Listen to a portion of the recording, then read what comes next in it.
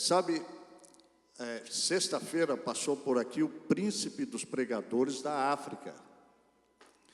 Então, eu falei, mas Júlio, você me deixou numa situação difícil, né, rapaz? Mas Jesus é bom, não é? Já que vocês estão em pé, abram aí as suas Bíblias, por favor. No livro do profeta Isaías, capítulo 55, enquanto vocês buscam, eu quero agradecer a confiança, a amabilidade do pastor Messias.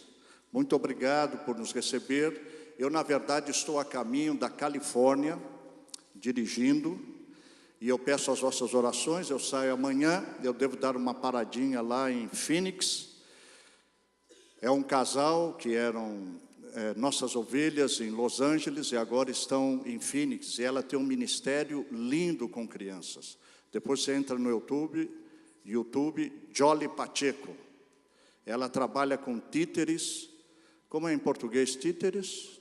Fantoches, mas é profissional. Mas ela não é profissional, mas serve de Deus. Mas ela faz com uma técnica. Você já ouviu falar dela? Ah, você já viu a Jolly? Então você vai amar quando você vê a Jolly. Mais ainda, é muito boa. É uma México-americana. O marido dela é uma bênção. Então, se você estiver num trabalho de criança aqui, ela não está me pagando nada, esse merchandising, mas é de coração. Eu fui pastor dela e Deus me usou. Assim que eu cheguei lá, eu olhei para ela e eu falei, o teu ministério não é aqui só para Filadélfia. Eu sou pastor, falo com o coração apertado, mas Deus vai te levar pelo mundo. E agora ela já saiu em 16 países aqui dentro da América, mas é uma pessoa humilde, uma bênção. Então, eu vou estar com eles lá em Phoenix, e de lá eu sigo para Los Angeles. Você encontrou? Diga amém. Se não encontrou, diga misericórdia. 55, versículos 8 e 9. Para você ir para o céu, você tem que aprender espanhol. E para você entrar no céu, você tem que saber inglês. Não é?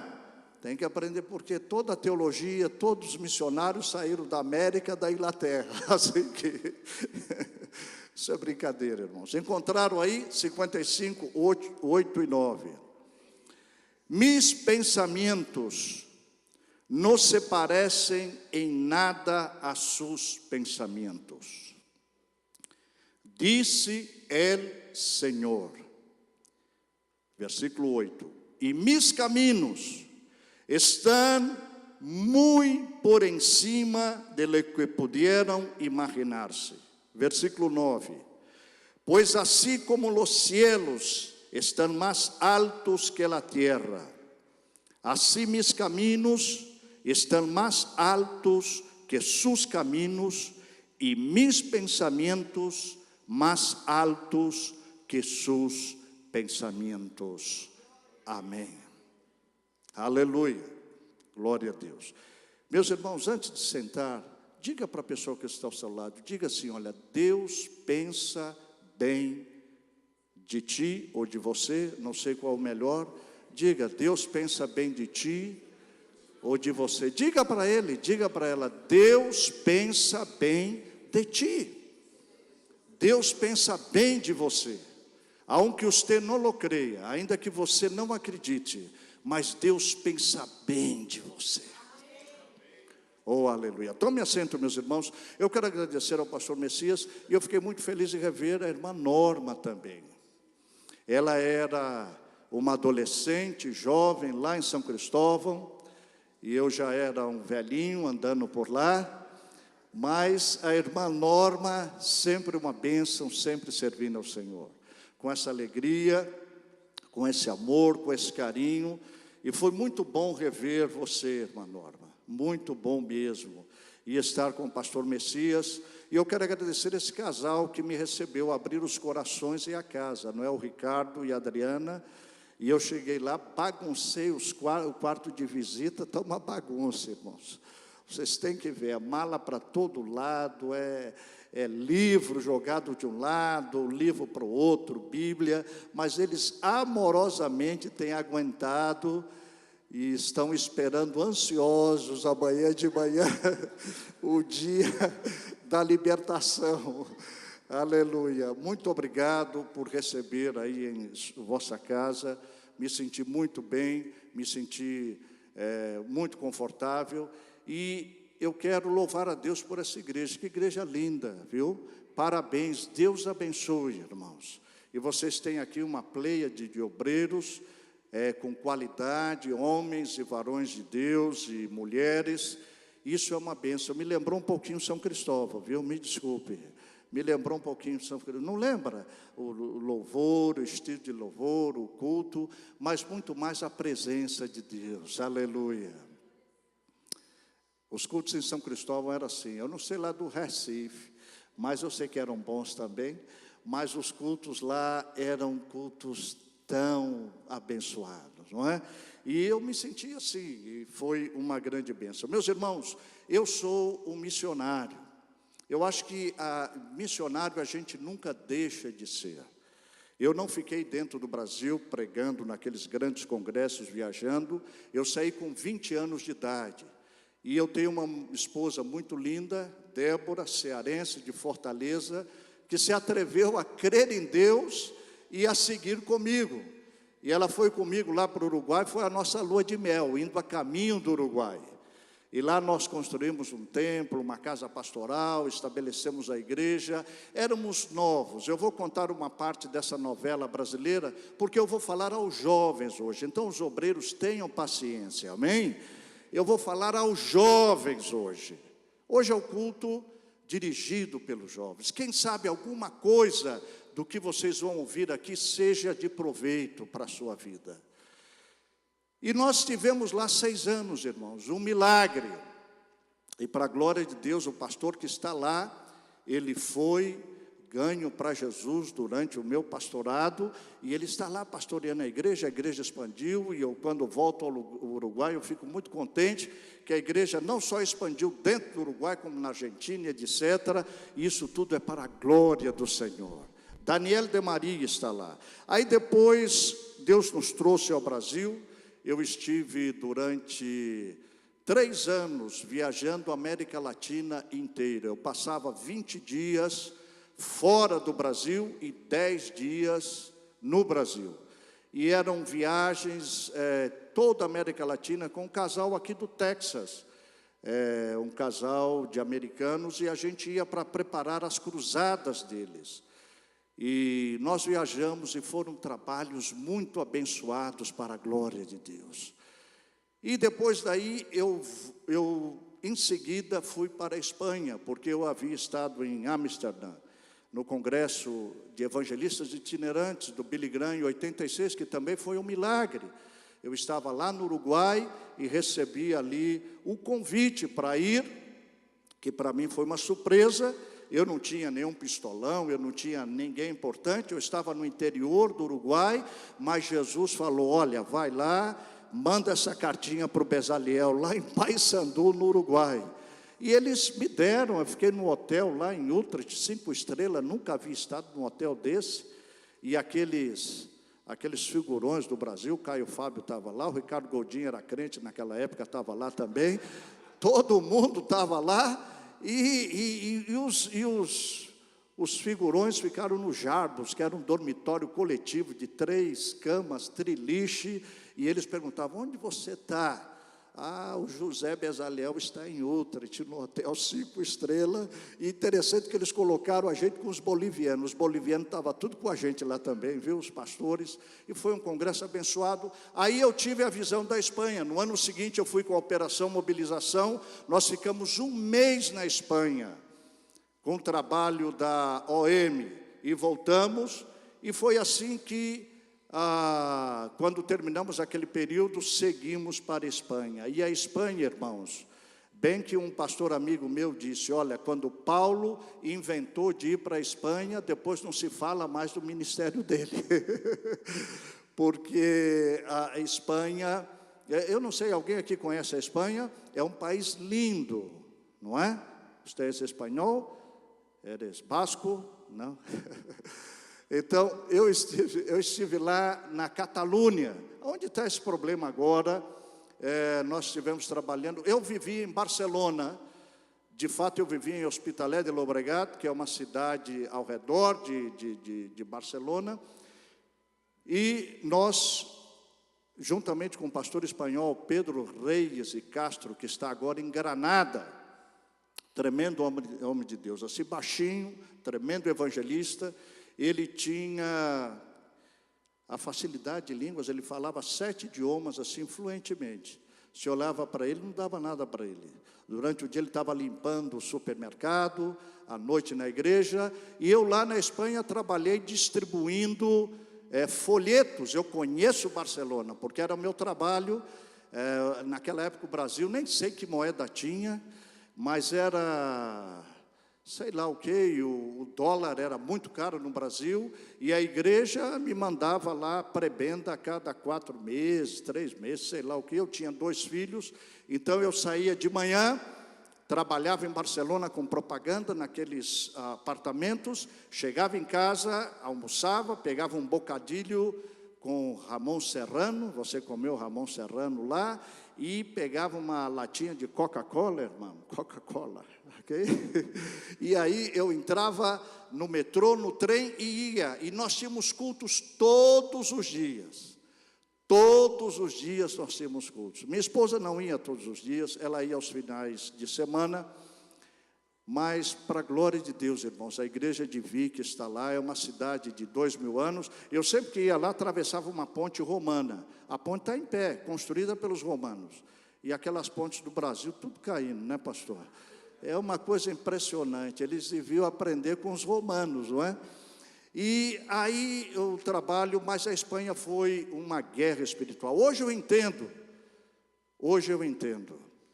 Isso tudo está dentro do contexto que eu vou deixar aqui para os jovens, irmãos.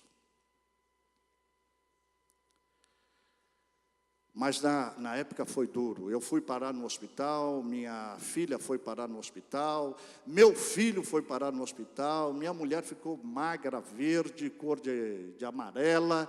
Foi uma luta, o diabo ali lutando, enraivecido. Mas na hora a gente não sabe, não é? Eu não sei se você está com uma luta aí, com uma guerra. Meu irmão, por favor, diga à pessoa que está ao seu lado, aguente, diga, aguente. Oh, aleluia! Aguente! Na hora da prova você quer fugir, você quer sair, mas aguente. E sabe, parecia algo sem perspectiva, sem nada, uma luta, desesperado. E eu consegui fazer uma agência missionária lá. Veio o diretor da missão Horizontes na minha casa. Deus usou ele, um inglês, não era pentecostal, frio, mas um homem de Deus, um frio de Deus. Aquele estilão inglês. E ele foi na minha casa. Eu tinha levado o pessoal da Jocum para a gente fazer uma campanha nas ruas. O pessoal da Jocum me ajudou. E aquele inglês foi lá em casa, ele viu que eu estava meio, não é? Pastor, desanima também, irmãos. Quantos me ouvem? Digam amém. Não fica acreditando nesses super-heróis da televisão, não. Isso não é real. Os pastores reais se deprimem, se cansam. Os pastores reais precisam de ajuda. E você tem um bom pastor aqui, ajude o seu pastor, anime-o. Quantos me ouvem? Digam amém. Eu não estou jogando confete nele, não. Eu ando muito por aí. E hoje em dia está difícil encontrar homens e mulheres de Deus, irmãos. Então vocês aproveitem. Você pode dizer amém? E esse inglês foi lá para mim, da Missão Horizontes. Depois que eu soube, eu nem sabia o que era a Missão Horizontes. Depois eu fiquei sabendo que era uma tremenda missão internacional, grande, que trabalha com muçulmanos. E ele disse palavras de ânimos para mim, etc. Então nós formamos uma pessoa jurídica, o diretor da CLIA, que é um grande editorial em espanhol para a Espanha, América Latina e no mundo.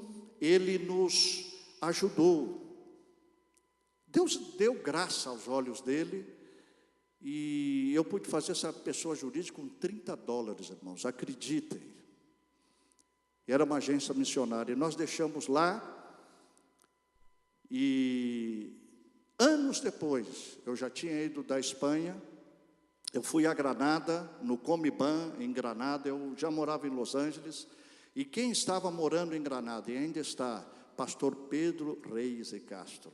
E ele foi no hotel onde eu estava, a gente se encontrou, foi uma alegria. Ele me levou ao Marrocos, que ele faz um trabalho lá com os muçulmanos, tem uma igreja lá subterrânea. Ele me levou, um homem de Deus, cruzamos lá o mar Mediterrâneo, Gibraltar, para Ceuta, e passamos juntos. E ele, num dado momento, ele falou: Bezaliel, sabe aquela agência que você abriu lá no seu apartamentozinho, lá em Hospitalet de Llobregat?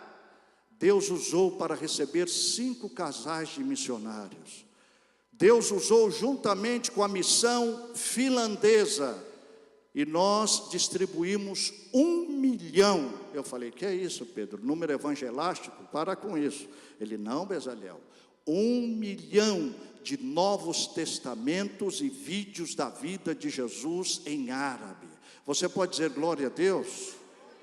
Eu não sabia nada, irmãos. Eu já tinha saído da Espanha há muitos anos. Eu já estava há 7 anos em Los Angeles, e mais o período que eu passei no Brasil, 14. Isso já tinha muitos anos. Eu não sabia nada disso.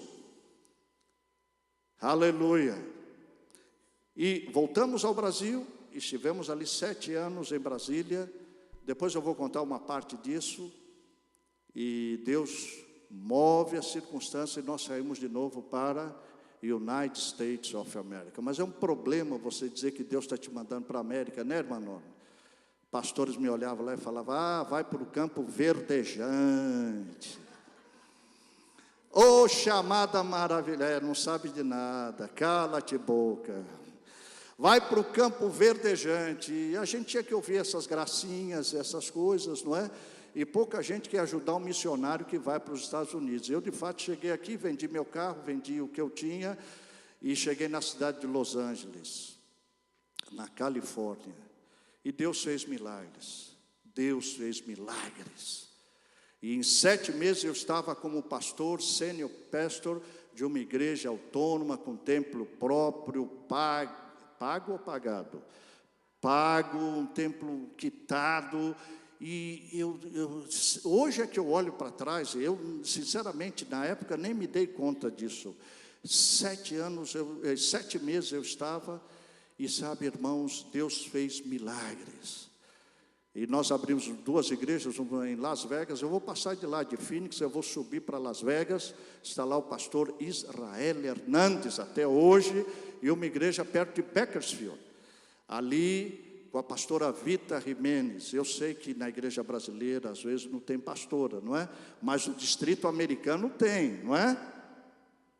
Tem, ok? Mas por favor, não mude a doutrina por mim, não. Eu apenas estou dizendo que tem uma mulher lá usada por Deus, porque Deus usa as mulheres, irmãos, sim ou não? Amém? Deus usa as mulheres também. Mas você fique na doutrina que você aprendeu, por favor. Então, meus irmãos,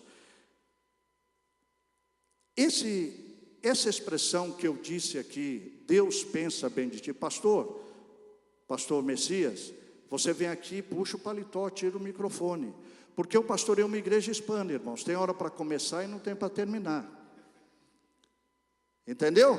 E eles ainda têm o altar. Vocês já ouviram falar do altar? Depois do culto vem todo mundo para frente, o pastor desce e ora por todo mundo, impõe as mãos. E eu no começo achei aquilo estranho, pastor Messias.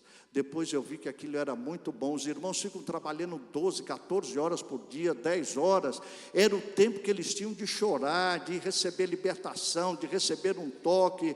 É a verdade, é a realidade. Não adianta a gente querer maquiar isso, não é? A pessoa trabalha 10 horas por semana. E eu fiz um plano de leitura da Bíblia durante o culto, irmãos. A gente lia a Bíblia, é claro que não foi em um ano, foram em vários anos. E a gente estudou a Bíblia também. Durante 9 anos, nós estudamos toda a Bíblia, porque o pessoal não tinha tempo. Eu falava, irmãos, vamos ler a Bíblia juntos, nem que seja juntos a gente vai ler. E Deus foi bom. Você pode dizer amém?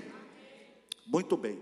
Então, o pastor Sammy Fernandes, lá em Los Angeles, ele tem essa expressão. Se você ligar para a igreja dele, La Puerta Abierta, Pode ligar, mas não agora, por favor. Se você ligar para lá, no Google você acha o telefone dele, na igreja La Porta Aberta. Ele atende, fala muitas coisas, e uma das coisas que ele fala é essa: Deus pensa bem de você. Aleluia.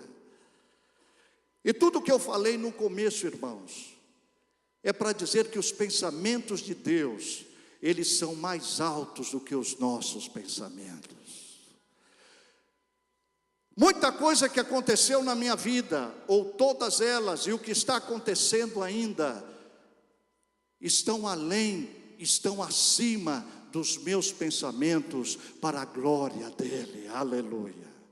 Eu não sei como você entrou nesse lugar, eu não sei a circunstância da sua vida, eu não sei quais são os pensamentos que você tem, mas uma coisa eu quero que você entenda: Deus, Ele pensa bem, e Ele tem pensamentos maiores, mais gloriosos, mais poderosos para a sua vida. Aleluia.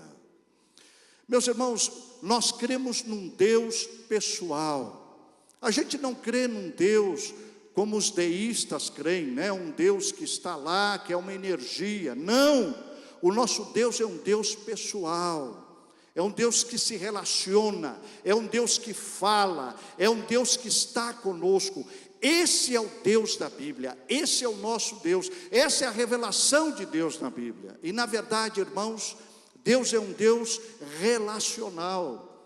Quando Ele cria o homem lá no jardim do Éden, Ele faz o homem, ou a humanidade, a mulher e o homem, Ele faz a sua imagem e a sua semelhança.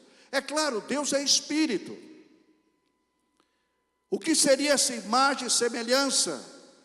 Os teólogos discutem isso, eu não quero entrar nesse detalhe, mas com certeza essa imagem se reflete na capacidade que o ser humano, que o homem tem de ser autoconsciente. Digam todos autoconsciente. Nós conseguimos nos projetar através do pensamento no futuro, conseguimos voltar ao passado e conseguimos imaginar o nosso presente. Essa capacidade é inerente, é algo próprio do ser humano. Isso faz parte dessa Imagus Dei, isso que Deus transmitiu, essa capacidade ao ser humano. E sabe, há duas coisas que a gente não deixa de fazer. Por favor, não deixe, tá? Não deixe, é respirar, não é? No dia que você deixa de respirar, você já vai, não é? E a outra coisa é pensar. Eu sei que eu estou falando aqui, e tem uma musiquinha lá no Brasil que diz assim: e não é que o pensamento voa, não é verdade? O pensamento voa, o pensamento anda, o pensamento caminha. Eu estou falando, e alguns de vocês talvez estejam no Brasil, alguns de vocês talvez estejam aqui em Dallas, lá no seu trabalho, alguns de vocês estejam, não sei aonde, mas o pensamento, é por isso que a Bíblia diz que nós devemos levar todo o pensamento cativo à autoridade de Cristo, porque o pensamento é algo indomável. Tiago, quando ele vai falar sobre o pecado, ele fala que a origem do pecado, ela se inicia aqui. Deus não pode ser tentado, Ele não tenta a ninguém, ele fala, e ele diz que o nascedouro, ele vem aqui de dentro da gente mesmo. E quando se une com a concupiscência, então gera, dá luz ao pecado, e o pecado consumado, ele gera morte. Jesus, ele vai trabalhar com isso, ele vai dizer que o que faz o homem mau é o que sai de dentro. A Revolução Francesa, Rousseau, e nós vivemos debaixo desse domínio ideológico, aqui na América, no Brasil, em qualquer lugar. Os parâmetros da Revolução Francesa o homem é bom, a sociedade é má. É o meio que faz o homem mau. Não, meus amigos, não, meus irmãos, não é isso que esse velho livro fala. Esse velho livro fala que o homem é mau, o homem tem o pecado, e o que contamina o meio é o homem com o seu pecado. Por isso Jesus Cristo, Ele veio, aleluia. Ele veio para nos resgatar, para nos redimir. E até que o homem não seja resgatado, redimido, ele não só pessoalmente está em pecado contra Deus, como ele contamina. Vocês vejam agora no Brasil que coisa horrorosa. Menos de 3 anos houve aquele desastre ecológico terrível com a Vale, e agora, irmãos, novamente, é o mesmo homem, o mesmo ser humano. E vocês se lembram lá no livro de Gênesis, quando a nossa mãe Eva, o nosso pai Adão, eles pecam, eles ficam numa situação de aflição, e o que eles fazem? Olha aqui para mim. Eles fazem o que nós fazemos, irmãos. Nós continuamos repetindo os mesmos padrões. O que eles fizeram? Eles se esconderam. Digam todos, eles se esconderam. Por quê? Porque eles estavam na expectativa, quando ouviram a voz do Senhor: Adão, onde estás? Adão, onde estás? Qual era a expectativa? Ele vai nos dar um palo de beisebol na cabeça, não é? Ele vai nos pegar. É isso que nós fazemos. A gente tem essa perspectiva, e Deus vem através do profeta Isaías e diz: espera aí lá, os meus pensamentos não se parecem em nada com os pensamentos de vocês. O pensamento que eu tenho para vocês é um pensamento mais alto. Levante a sua mão e diga glória a Deus. Olha aqui para mim, o Adão se esconde com medo. Ele tinha relação com Deus, ele conversava com Deus, mas de repente o pecado traz essa separação, e irmãos, traz essa maneira de pensar que nós levamos até hoje. O homem, todavia, hoje se esconde, até mesmo da igreja. O crente, quando ele peca, qual é a primeira coisa que o crente faz? Deixa de vir na igreja, ele vai se esconder. Ou ele fala, ele adultera, ele tenta esconder da mulher, esconder de todo mundo, e se ele rouba, ou qualquer coisa, a gente sempre está se escondendo. Deixe-me dizer, Deus não estava ali para punir o Adão naquele momento. Ele já havia recebido, porque a palavra de Deus já havia sido dita, não é? No dia que você comer, você morrerá. Então, Deus não veio, Deus estava querendo encontrar-se com o homem para trazer a solução, aleluia. Porque Ele pensa bem de você. Você compreende isso? Diga amém. Mas mudar esse padrão de pensamento é difícil, não é, pastor?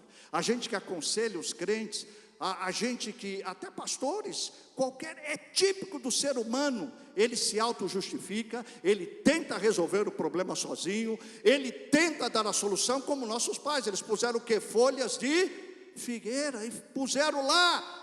Mas isso não vai sustentar. Eles não sabiam que Deus já havia morto um animal, se supõe, porque Deus os cobriu depois com a peles de animais. Você está vendo isso? Diga amém.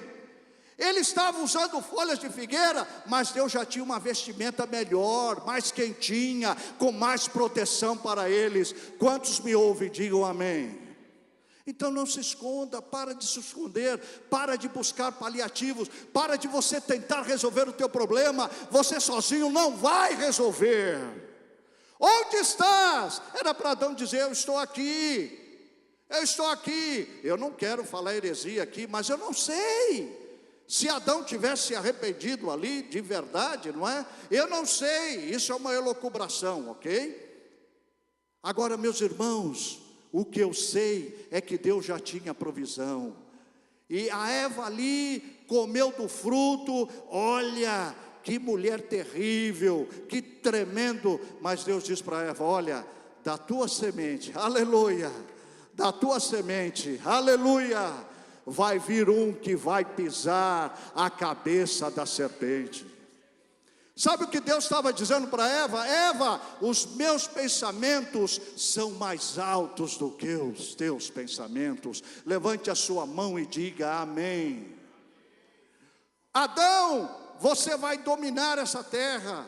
Adão, você será o Senhor aqui da criação. Adão, Eu estou delegando para você, olha, você vai trabalhar, vai suar, mas sabe, há uma promessa, haverá um dia que alguém da tua semente virá, esse vai ser o segundo Adão, e ele vai trazer a redenção para toda a humanidade. Levante a sua mão e diga amém. Sabe o que Deus está dizendo? Os meus pensamentos são mais altos, diga mais altos. Eles estavam tentando resolver dentro de uma circunstância, mas sabe, os pensamentos de Deus como Ele mesmo diz, estão mais altos, assim como os céus estão mais altos que a terra, e os meus caminhos estão mais altos que os seus caminhos. Meus irmãos, nós não deixamos de pensar até quando dormimos. Vocês sabiam disso? Digam amém. Os sonhos são uma manifestação do pensamento. Deus nos criou assim, seres pensantes. E quando Ele vai destruir lá no dilúvio, no tempo de Noé, Ele vai dizer o que? Olha, o pensamento do homem é o que? Continuamente mal. Esse negócio de pensamento ruim é uma coisa séria, irmãos. O pensamento, e Deus disse, eu vou varrer, eu vou acabar. Existem umas fontes, irmãos, para os nossos pensamentos. Os nossos pensamentos vêm da nossa imaginação. Digam todos, imaginação. Tal como ele imagina, assim ele o é. Imaginação. A gente tem essa capacidade, não é? De imaginar coisas. Existem tantas coisas boas, irmãos, deixa-me dizer algo. Qual é a indústria que mais ganha dinheiro no mundo, ou uma das que mais ganham dinheiro? É Hollywood, é a mídia. Todo mundo gosta de ver uma novela, um filme, uma história, um documentário, um noticiário, porque eles sabem, eles estão mexendo com a essência do ser humano, eles estão mexendo com a essência do que é a criação de Deus diferente. E às vezes a igreja não entende isso. Imagens, você sai na rua, são outdoors, você vai para todo quanto é lugar, tem propaganda, porque a imaginação é um elemento poderoso. Mas deixe-me dizer, a imaginação má, ela pode conduzir você a atitudes erradas, equivocadas. Eu quero dizer para você nesta noite, que os pensamentos de Deus, aleluia, eles são maiores do que os teus pensamentos. Os nossos pensamentos também vêm da nossa visão. Digam todos, visão. A gente vê algo e a gente pode imaginar, a gente pode pensar sobre esse algo. E irmãos, isso aqui daria muito tempo, mas isso está muito fácil, está muito claro. A própria mulher, quando viu aquela fruta, ela viu como algo desejável. A visão é um elemento poderoso para a elaboração dos nossos pensamentos. O irmão Ricardo trabalha com mídia, ele sabe disso. As nossas experiências, digam todos experiências. As experiências também, elas geram pensamentos. E algumas pessoas que tiveram experiências negativas, tristes no passado, elas ainda carregam pensamentos tristes e pensamentos terríveis até hoje. Você entende isso? Diga amém. As nossas expectativas também, o que nós desejamos, o que nós queremos, também podem e formam os nossos pensamentos. As expectativas que nós temos. Mas deixe-me dizer, aleluia, e eu quero falar aos jovens hoje, porque os jovens, eles estão enfrentando circunstâncias, eles não estão com a vida resolvida. Eles estão começando a vida. Deixe-me dizer, aleluia, não se autolimite. Pega esse teu pensamento, pega esse teu desejo, traga hoje a presença do Senhor. Ele vai te revelar pensamentos maiores, Ele vai te revelar coisas maiores para a sua vida. Irmãos, a Bíblia conta várias histórias, e a Bíblia de fato é um livro de histórias. A Bíblia não é um livro, a gente que sistematizou a Bíblia, não é? A gente que usou essa lógica kantiana para a Bíblia. Mas a Bíblia, eu não estou dizendo que é um livro ilógico, eu estou dizendo que ela não está organizada de uma maneira sistemática. A Bíblia é um livro de histórias, e através de histórias de homens e mulheres de Deus é que nós temos a doutrina, irmãos. Quando você vai aprender sobre onipotência, não tem lá ponto 1, ponto 2, ponto 3, não. Deus conta uma história, a história da criação do mundo. Deus conta uma história, a história da abertura do Mar Vermelho. Então, através dessas manifestações, na história de pessoas, nós aprendemos a boa doutrina. Você compreende isso? Diga amém. E Jacó, eu gosto muito desse personagem, mas deixe lembrar a vocês uma coisa. Jacó teve vários sucessos na vida dele. Um deles foi a perda do filho preferido, que era José. E vocês sabem a situação que ficou Jacó. Ele ficou durante 13 anos. Você abre a Bíblia e você vira 2 folhas, mas na verdade foram 13 anos que Jacó ficou com o pensamento errado, porque seus irmãos prepararam um ardil, mataram um animal, mancharam as vestes de José com o sangue daquele animal, levaram essas vestes lá para Jacó, e Jacó, quando pegou aquilo, ele viu uma evidência falsa, porque o diabo apresenta evidências falsas, irmãos. Quantos me ouvem? Digam amém. Eu não sei, isso está gravando, mas sabe, você olha para o Trump com uma trompa tão grande, e você fala, impossível. Irmãos, isso é uma evidência falsa. Nada contra Trump ou a favor. Eu só quero dizer que as pessoas se esquecem que o presidente que deu a maior anistia aqui para imigrantes se chamava Ronald Reagan, e era um republicano. Irmãos, eu não estou falando de partidos. Quantos me ouvem? Digam amém.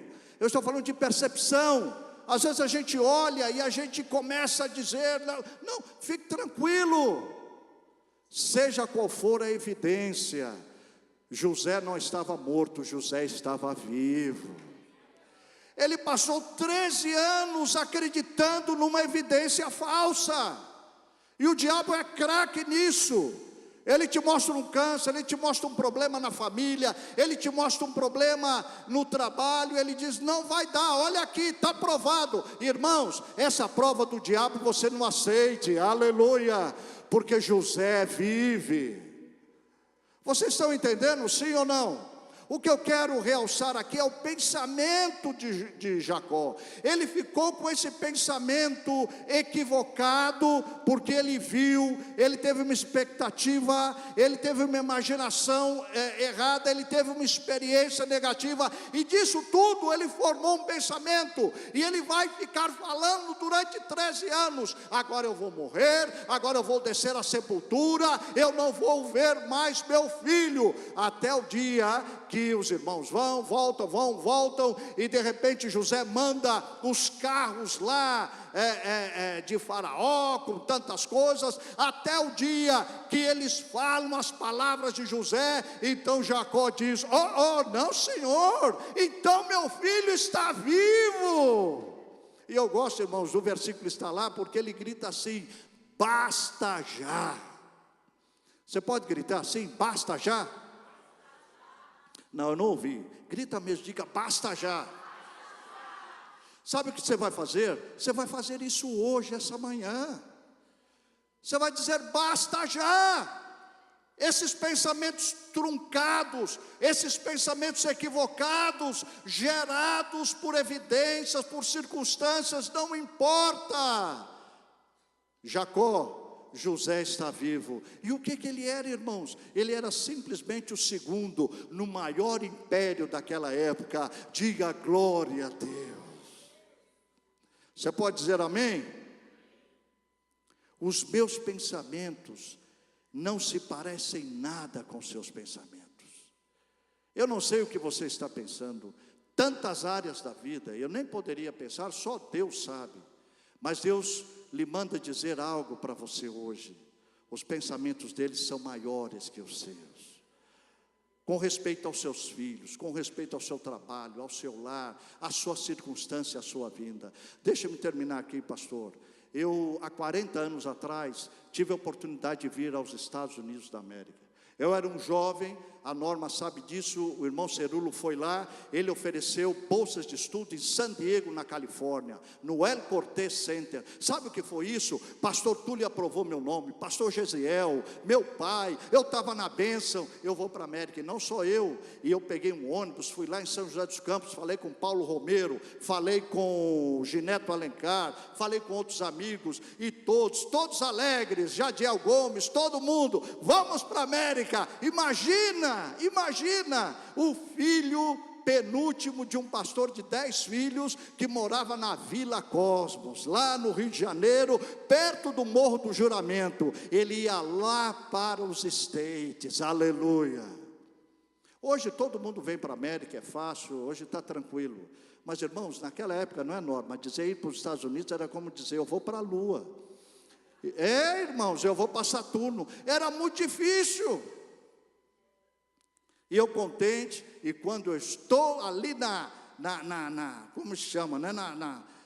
No ponto do pênalti, agora vai, meu pai sai da CPAD e vai lá para Juiz de Fora. Eu dependia dele ainda, fui-me embora, meus amigos todos vieram e eu fiquei. Passou um ano, eu fui para Brasília, que essa novela brasileira é longa, viu? Eu fui para Brasília e estava lá, porque a minha cearense foi para lá, então eu fui atrás, né? Aonde a vaca vai, o boi vai atrás. Aí ela foi para lá, eu fui para lá. Aí eu fui lá, mas tudo isso Deus da sua soberania, irmãos. E eu estou lá, líder jovem, pastor Eliseu Menezes de Oliveira, lá da Ilha do Governador, foi meu pastor. Aí estou lá, oh que bênção, segunda chance, novamente apliquei, novamente fui aceito. E melhor ainda, meu irmão que casou com uma mulher rica, tinha dinheiro lá de São Paulo, falou, eu pago a tua passagem. Eu falei, oh glória, agora ninguém me segura, agora está comigo. E estou contente, servindo ao Senhor. Mas naquele congresso de jovens em julho, Deus me tocou de uma maneira muito forte, muito poderosa. Às vezes a gente não entende, né? Quando recebe o poder de Deus aqui na igreja. Eu quero dizer para você, irmãos, o poder não termina aí não. Se Deus te tocou, Ele vai, aleluia, usar essa energia que Ele te carregou para a glória do seu nome. Então, irmãos, deixa eu terminar essa historinha aqui que é grande. Eu contente. Quando está o mês de novembro, o que acontece? Eliseu Menezes me chama lá no gabinete. Aqui tem gabinete pastoral. Eu fui tremendo. Eu era magrinho, irmãos, acredite. Aunque você não lo creia. Tinha um cabeção, eu era, como diz o rebanhão, né? Meu paletó era de uma listra só, Aí eu fui falar com o meu pastor, sim pastor, o que é? Pastor Eliseu olhou para mim e disse, menino, eu preciso de você no Uruguai. Eu falei, como? Excuse me não, mas eu falei, que é isso? Eu tinha 20 anos, irmãos, 20 anos, hoje eu olho para trás e falo, que loucura. E eu disse, não, pastor, que é isso? É você, Deus usou Davi, Deus usou Samuel, Deus vai te usar. Eu falei, tá bom pastor, mas eu não sou nem Davi nem Samuel, só tem esse probleminha. Ele, não meu filho, Deus falou comigo, você vai. Aí eu fiquei assim e disse, pastor, mas eu vou para os Estados Unidos. Ele olhou para mim e falou, olha, aqui não tem americano, né? Então eu vou falar, olha, não vai se americanalhar. Falei, que é isso? Eram os pastores antigos do Brasil, depois eu lhe explico. E eu olhei para ele assim, Eu sei, irmãos, alguém já levou um pau de beisebol na cabeça aqui? Nem queira levar. Mas eu figurativamente levei, eu saí zonzo do gabinete, saí tonto. Então eu fui buscar dois pastores, viu? Uma benção, esse pastor que fica tudo auxiliar do pastor presidente. Aí eu fui lá e não falei, pastor, é o seguinte, o pastor Eliseu está me dizendo isso, o que o senhor acha? Ele falou, meu filho, para onde é que é? Eu falei, Uruguai. Menino, deixa de ser besta, menino. Você não está vendo que o Eliseu está com inveja de você? Ele nunca foi nos Estados Unidos, seu besta. Que Uruguai, que nada, vai para a América, meu filho. Irmãos, eu ouvi aquilo, um pastor, eu falei, uau. Eu falei, eu vou buscar outro. Busquei outro pastor. Falei, irmão, é isso. Ele me ouviu e falou, peraí, para onde é que ele disse? Uruguai. Ah, meu filho, se fosse a Inglaterra, ainda vá. Que Uruguai, vá-te embora para... Eu falei, opa. Mas algo me inquietava. E eu fui falar com a minha doce namorada, que é a minha esposa, cearense. Eu falei, essa vai me livrar da mão do pastor, definitivamente. Porque eu pensava, ela vai dizer, não, vai para a América, e depois eu vou, a gente casa lá e fica lá. Bingo! Já dois tinham dito não, e quando eu vou falar com a Debinha, e falo com ela, ela olha para mim e fala, obedece o pastor.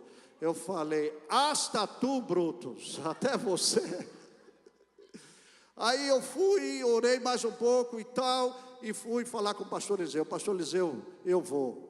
E meu irmão ficou bravo em São Paulo, mas eu disse, não, eu tenho que obedecer ao pastor e tal. E eu tinha um chamado de Deus na minha vida, e eu fiquei ali, e o pastor Eliseu ficou alegre, me deu uma Bíblia em espanhol. Quando eu chego no Uruguai, ao invés de pegar um ônibus, eu peguei um avião, peguei um ônibus em Brasília, 18 horas até São Paulo, outro ônibus até Porto Alegre, naquela época eram 22 horas, outro ônibus até Uruguai, mais 16 horas, aí eu chego, desço com uma caixinha de livro, uma malinha, está um carecão me esperando como eu, está uma irmã de 80 anos assim curvada me esperando, e está um outro obreiro lá, e quando eu desço ele olha para mim e ele fala, o Eliseu está louco,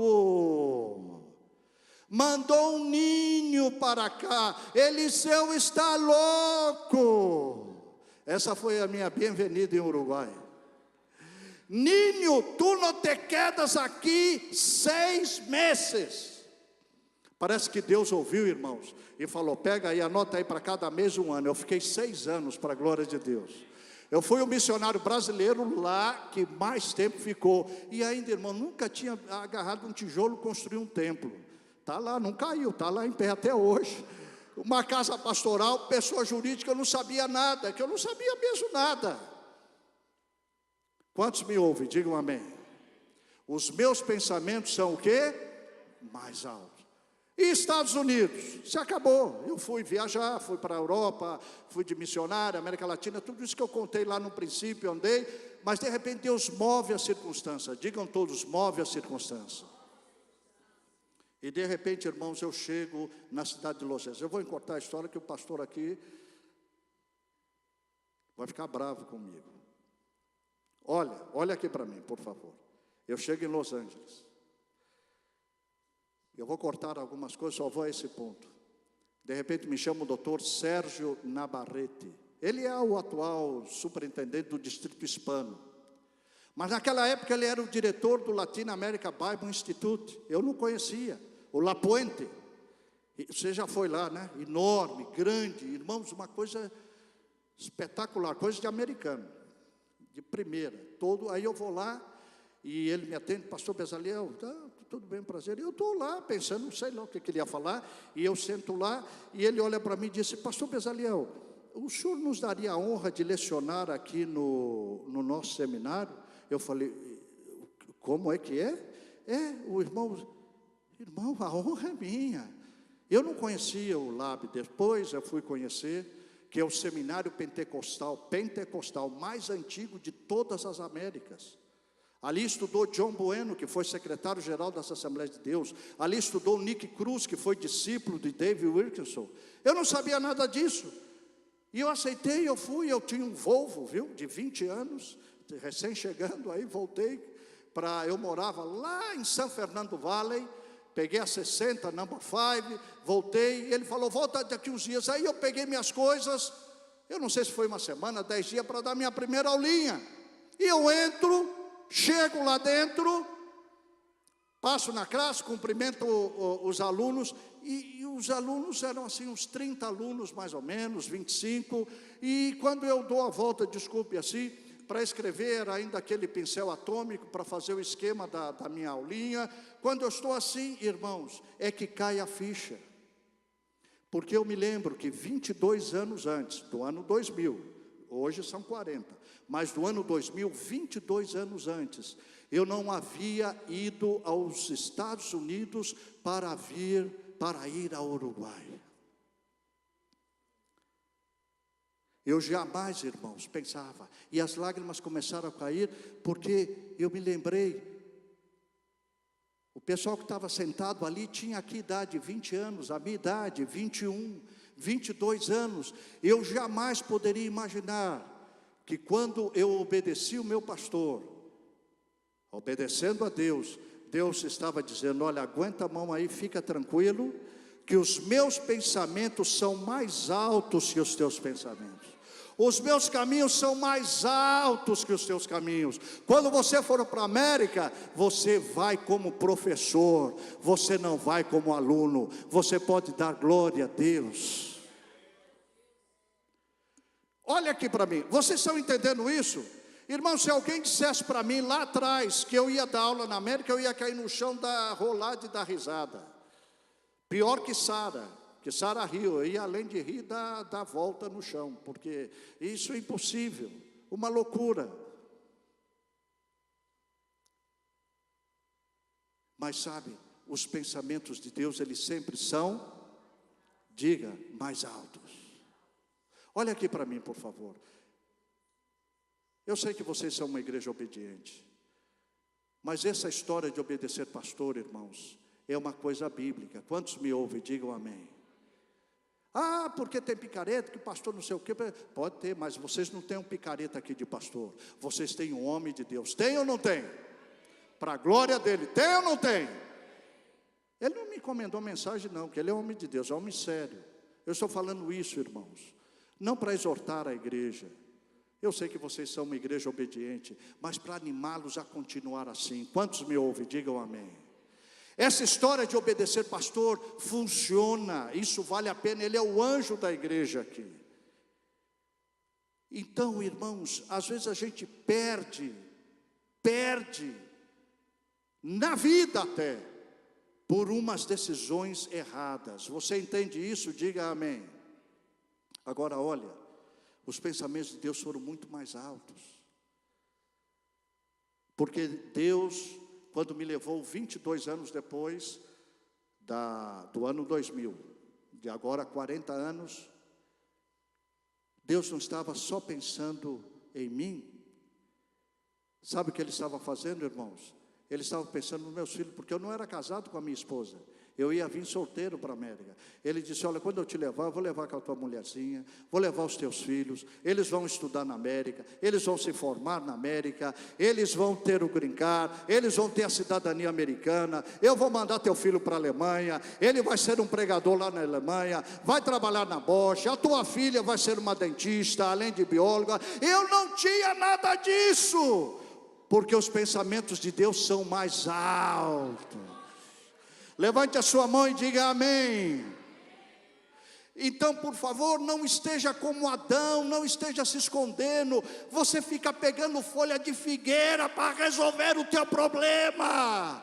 Hoje você diga aqui, oh aleluia, Senhor, falaram coisas negativas de mim atrás, estão falando coisas negativas de mim agora. Você tem um peso na sua vida. I don't care, eu não quero saber. Deus me manda te dizer, os pensamentos deles são maiores. Oh aleluia.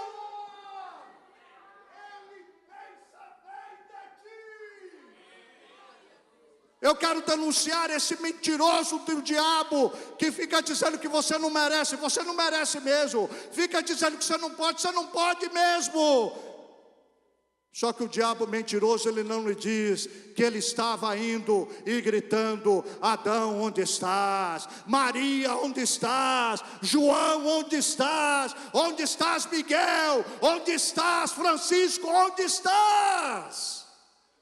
É isso que ele está falando hoje para você. Onde você está? Qual é a tua posição? Fique em pé, eu quero orar com a permissão do pastor. Posso orar, pastor? Eu quero orar nesta noite. Mas eu gosto de orar pelo povo, irmãos. Porque eu creio que Jesus cura. Eu creio que Jesus opera. Os pensamentos de Deus são mais altos para ti. Você acha que Deus te trouxe aqui na América? Por acaso, vem para cá. Eu vim para Dallas. Eu fui para lá. Ei! As pessoas dizem que nós não cremos em predestinação. Nós cremos em predestinação, não é, pastor?